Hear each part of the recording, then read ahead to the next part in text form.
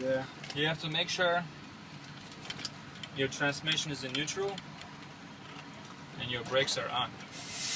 You're gonna do. Hey! What happened? We want some? No, thank you. Ahí está bien.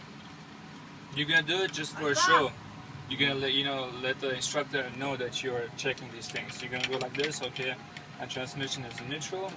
My trailer brakes are on. My tractor brakes are on. You have to have them both?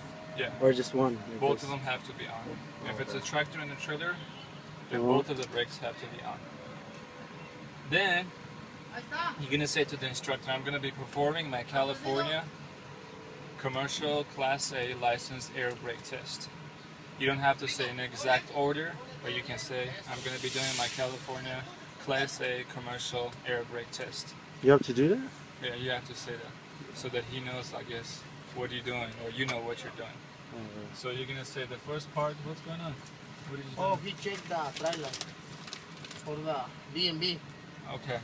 So you're gonna say the first test I'm gonna be performing is my governor cutout. My governor cutout cannot be higher than 130 psi. 130 psi. Okay, you look at these gauges. Do you know anything about these gauges? What about him? This gauge is a primary gauge. This is a secondary gauge. There's two air tanks on this vehicle. One on the left side, one on the right side. Or it could be two on the left side and two on the right side. Primary and secondary. Governor cutout is when the governor tells the air compressor to stop pumping air into the air tanks. That's what governor cutout means. There's a governor that governs the air compressor. So you say to your instructor, the first test I'm going to be performing is my governor cutout. My governor cutout has to happen at 130 psi, no higher than 130 psi. On this particular vehicle, it's going to be at 125 psi. It can be at 120, 125, but no higher than 130 psi. I cannot turn it and engine on right now because they're doing something, but then I can. That's one test. You have 6 tests for air brakes that you have to perform. The next test you're going to be performing is your governor cut in. This is when the governor tells the air compressor start pumping air into the air tanks. You're going to say to your instructor, my governor cut in is at 85 psi.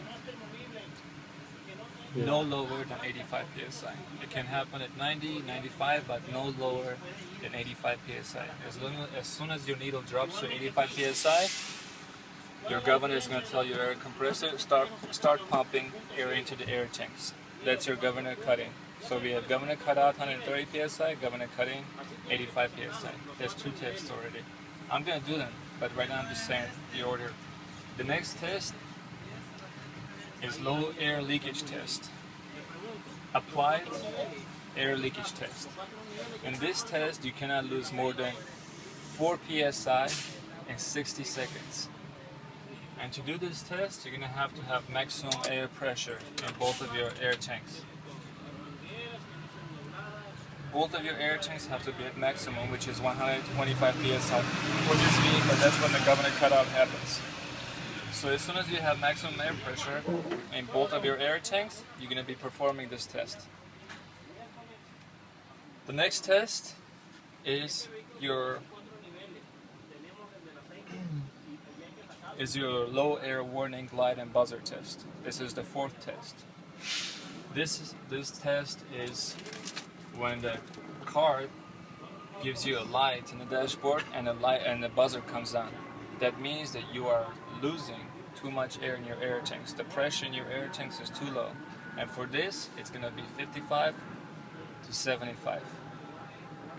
55 to 75. No lower than 55, no higher than 75. Your light and buzzer have to come on. If they come on at 85, that's wrong. Your system is not working correctly. If it comes on at 50 psi, that's wrong. It drops too low. It has to be 55 to 75 psi. That's your 4th test. The 5th test is your spring pop-out test. Your spring brakes have to come on at 20 psi, no higher than 45 psi. No lower than 20 psi, no higher than 45 psi. That's your 5th test. And your 6th test is the tug test. In this test, you're going to be testing all of your brakes one by one individually. You're going to be testing your trailer brakes, tractor brakes, and your service brake. This pedal is called service brake. And that's your sixth test. And as soon as they're done doing whatever they're doing, I'll show you how it's done. That's it? Yeah, you can start recording. Yeah. They have to, as soon as they stop doing that.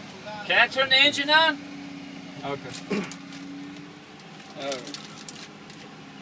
Okay, so I'm gonna pretend as if you're the instructor.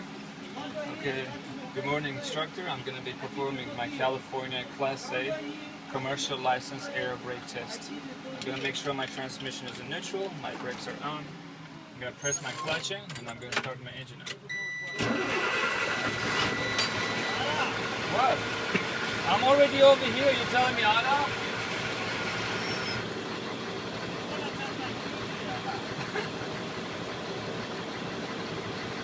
I'm already inside. I was here beforehand. Come on.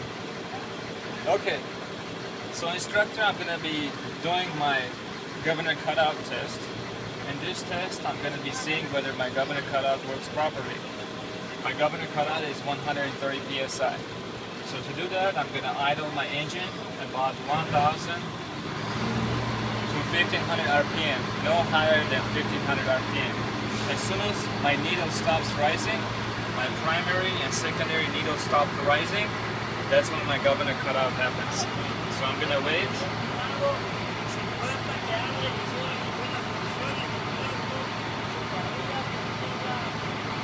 I'm gonna wait and see when the needle stops rising.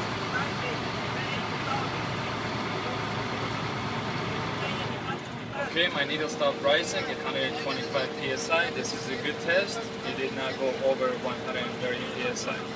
The governor cutout test is a good test. The next test I'm going to be performing is my governor cut-in. My governor cut-in is at 85 psi. To perform this test, again, my transmission is neutral, my brakes are on.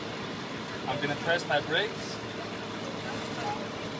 I'm going to let go and I'm going to count 5 seconds. 1, 2, 3, 4, 5. My primary needle is not rising.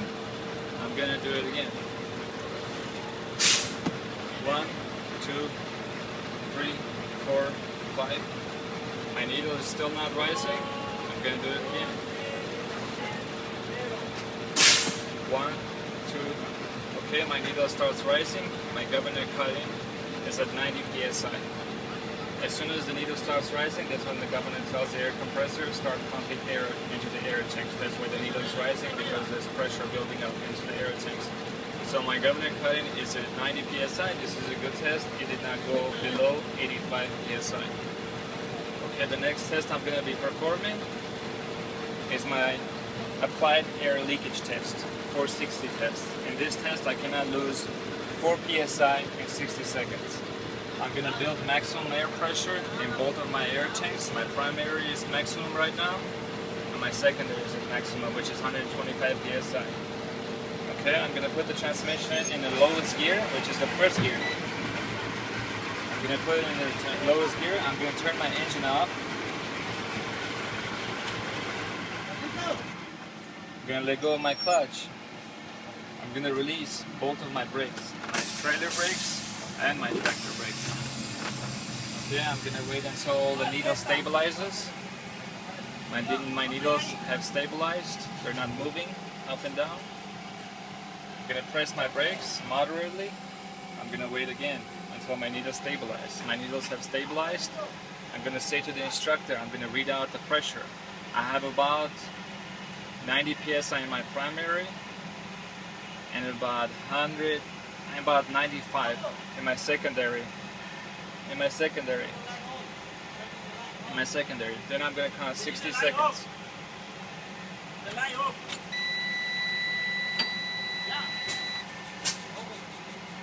Okay, I'm going to count 60 seconds. 58, 59, 60. I did not lose more than 40. Turn the lights off! What?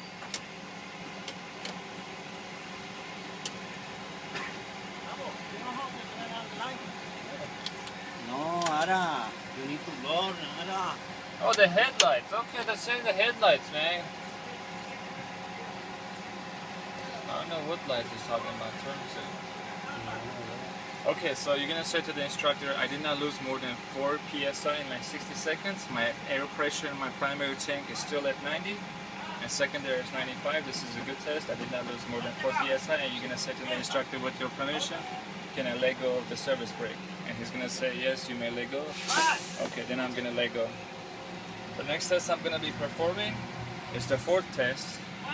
And in this test, I'm gonna be testing my low air warning buzzer and lights. So I'm going to turn my electrical system on. My electrical system was already on, but I'm going to turn the key on, but not turn the engine on. My electrical system is on. I'm going to fan my service brakes until I see a light and a buzzer come on. My light and buzzer have to come on at 55 psi, no lower, no higher than 75 psi, no lower than 55 psi. I'm going to fan my brakes. Okay, as soon as the light and buzzer comes on, this is a good test. My light and buzzer came on at about 75, at about 73 psi. This is a good test. It did not go over 75 psi. Oh shit, man! You come out of nowhere. I was doing a test. Come on, man. Huh? You're good? They're screwing this up, man.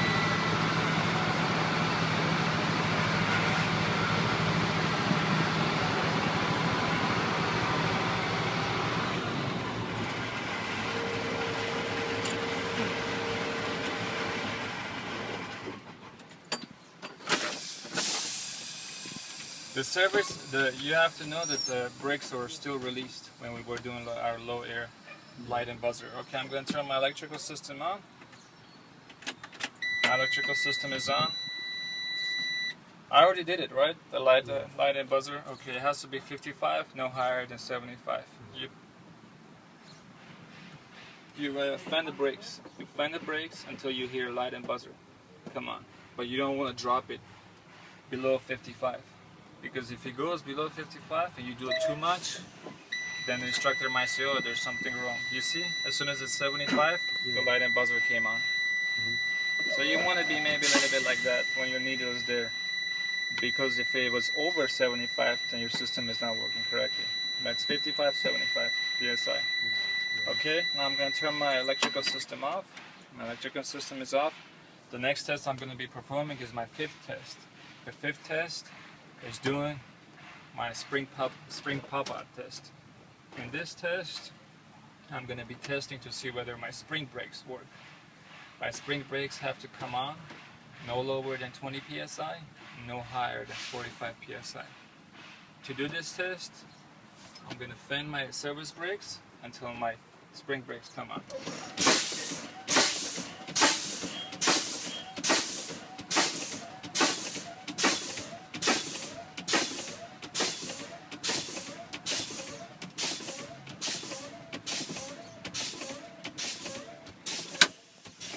Okay, my spring brakes came on at about 25 psi. This is a good test. It did not go below 20 psi because it's from 20 to 45 psi and they came on at 25. This is a good test.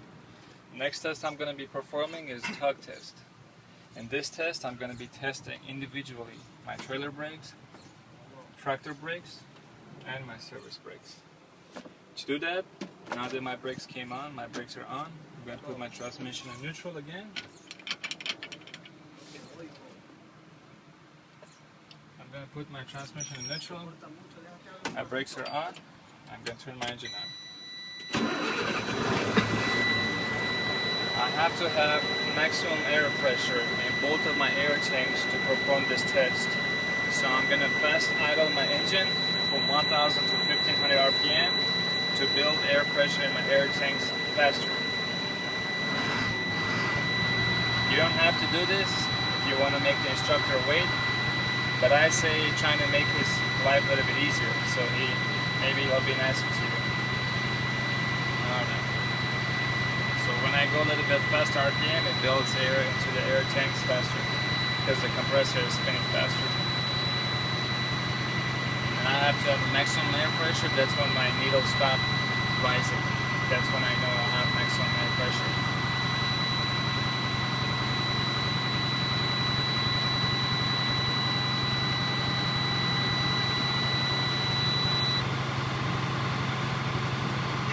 Your brother knows this, huh?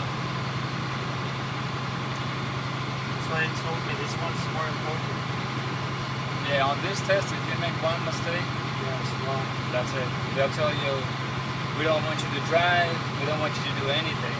You have to got this one. Once you pass this one, even if you miss on your pre-trip inspection, they'll let you go and drive outside or do the skill test. But in the end, they will say, oh, whether you passed or didn't pass. But they will let you do other things.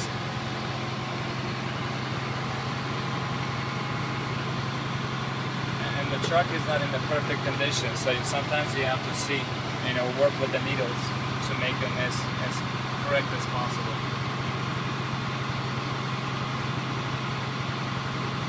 See, my needles are still rising. Huh?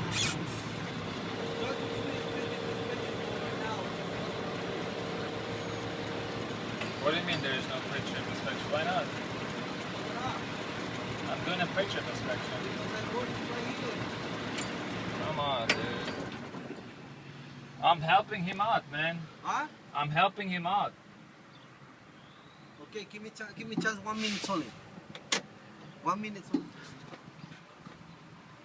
She don't do it for me. Someone's doing it too. For me. Freaking guy is over there sitting there doing nothing, and at 12 to 3. 12 to 3, the guy sits under the tree. and jokes. Seriously, I was like looking at it. I was like, are they doing pre-trip inspection or it's the hangout inspection? Sometimes when you turn the key on to start your engine, it doesn't start. Press the clutch and then do it again with your key. Sometimes if the clutch you're not in, it's not pressed in, it won't start. It's like a safety feature. Anyways, I have maximum air pressure.